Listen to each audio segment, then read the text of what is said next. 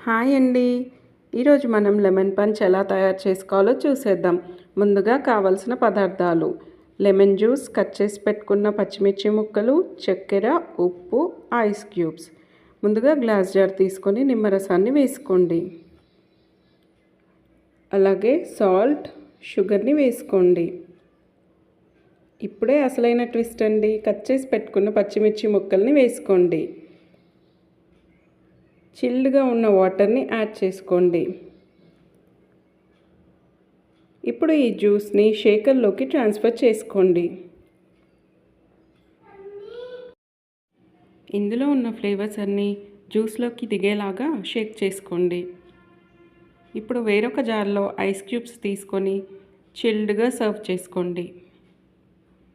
అంతే అండి, tasty lemon punch ready.